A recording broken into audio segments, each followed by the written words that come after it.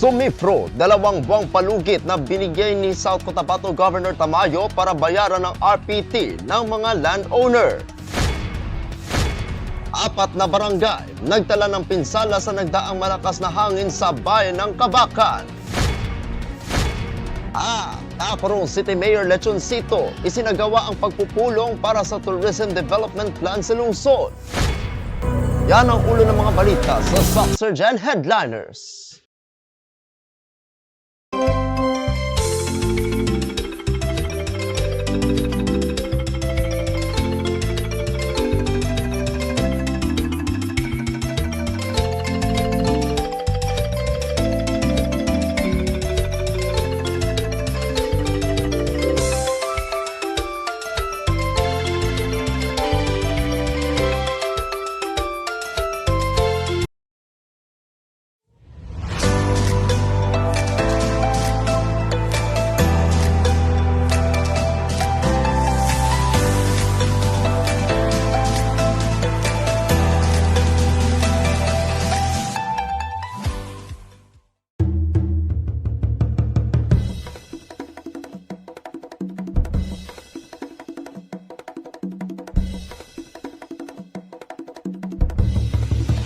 Magandang araw, South Central Mindanao. Narito na ang mga pangunahing balita sa Soxergen Headliners ngayong Abril 1, taong 2024.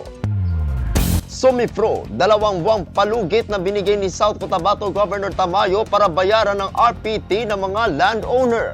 Narito ang ulat.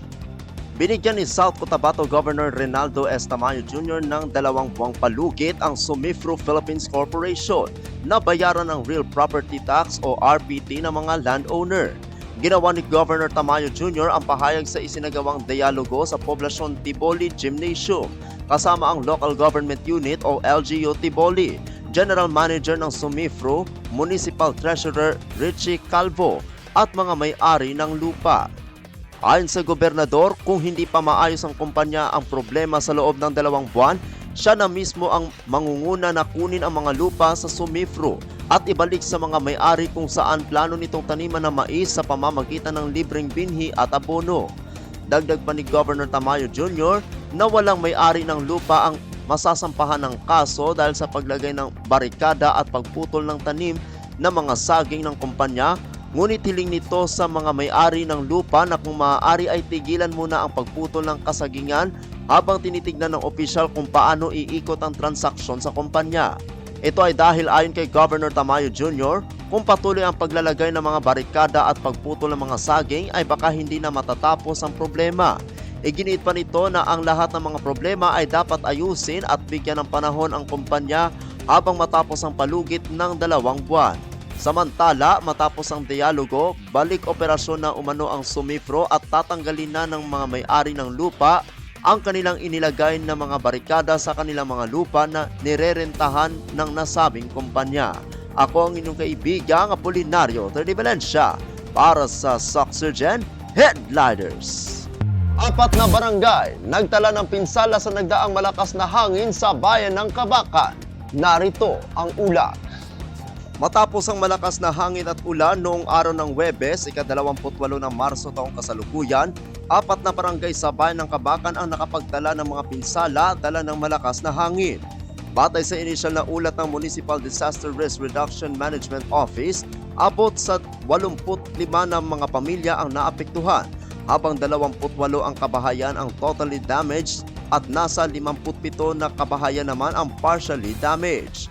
Kaugnay nito, pinasalamatan ni Kabakan Mayor Evangeline Pascua Guzman ang mga BDRRM na agad na rumisponde sa nangyaring insidente.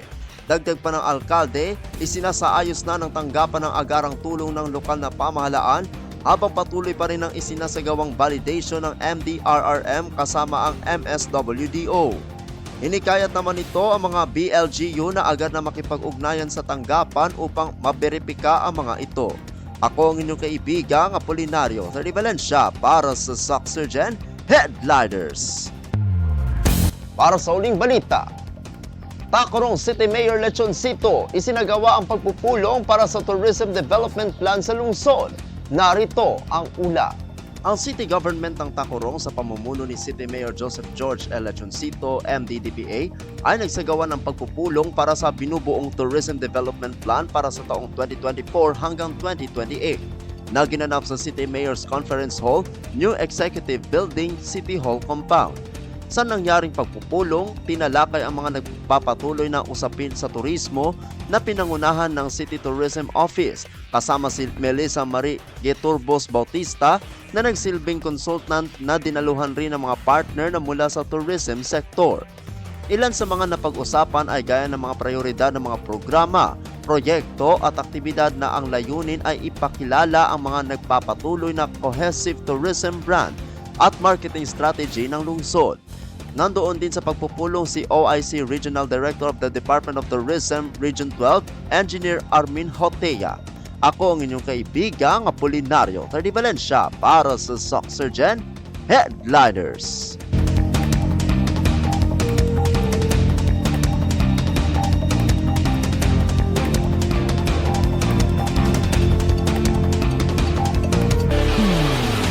At yan ang kabuuan mga balita sa araw na ito. Mga balitang kailangan ninyo malaman, balitang walang kinakampihan, mga balitang totoo, mga balitang may dalang aral at inspirasyon. Ito ang Soxergen Headliners.